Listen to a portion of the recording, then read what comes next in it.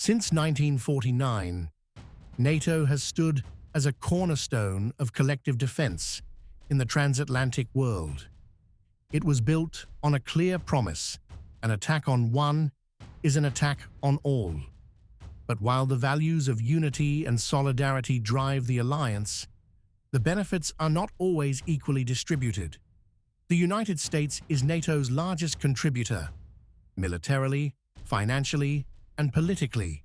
It commands key strategic posts, leads major operations, and provides the bulk of NATO's nuclear deterrence.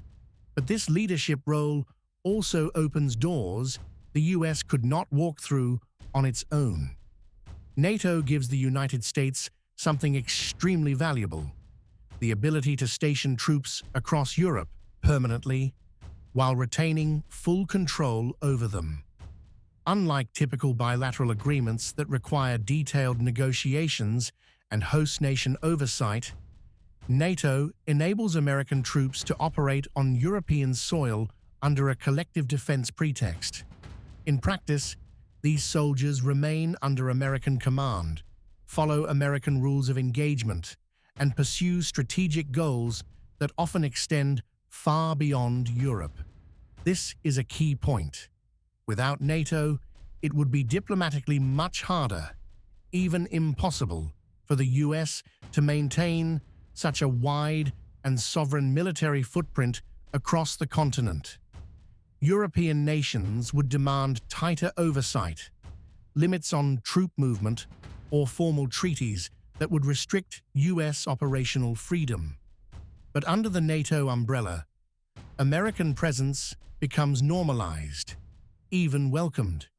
It's seen not as a foreign power projection, but as a joint effort in collective defense. And that framing provides the U.S. with a unique blend of legitimacy and autonomy. Through NATO, Washington doesn't need to ask individual countries for permission to posture against adversaries like Russia, or even prepare for contingencies involving China. It can rotate forces through Poland, the Baltics, Germany, or Romania under NATO missions, while still commanding them from Washington. That's an extraordinary strategic position. Europe provides the geography, the legitimacy, and in some cases, even shares the cost. But the United States keeps the operational reins firmly in its own hands. This flexibility is central to U.S. global strategy. It allows American forces in Europe to serve not just regional defense goals, but global ones. Bases in Italy or Germany can support missions in the Middle East or North Africa. Troops in Poland can serve as a signal to Moscow, or as a logistical node in a wider confrontation with China. And here's the historical contrast. Many European countries have long-standing, often cooperative relationships with both Russia and China. They've traded energy, built infrastructure, collaborated on diplomacy. Their interest was, and in some cases still is, dialogue and coexistence, not confrontation. Yet within NATO, Europe is expected to align with U.S. threat assessments and strategic postures. And because NATO operates on consensus, disagreement is rare or muted. This gives Washington significant influence over Europe's security agenda, even when European interests may diverge. Let's also not forget the economic side. NATO interoperability often favors U.S. defense firms, whose weapons and systems become the standard. This isn't just about strategy, it's also about long-term market dominance and tech dependency.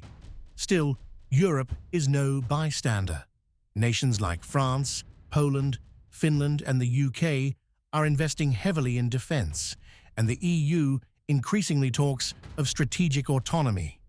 But the reality remains. As long as NATO structures dominate European security, the United States retains a level of control no other outside power could dream of having. That control is not just military, it's political, and it's structural. So yes, NATO benefits Europe, but it supercharges America's global posture. It enables the U.S. to project power under the veil of alliance, to place troops without surrendering command, and to influence European security policy from the inside. That's not inherently bad, but it's a reality worth acknowledging.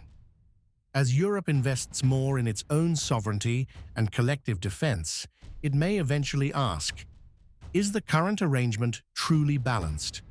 Or has NATO, intentionally or not, become a framework that amplifies US power more than European autonomy?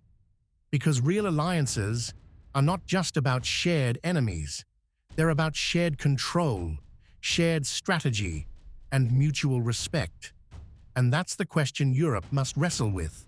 Not whether NATO is valuable, but whether it's evolving in a way that reflects European agency and not just American advantage.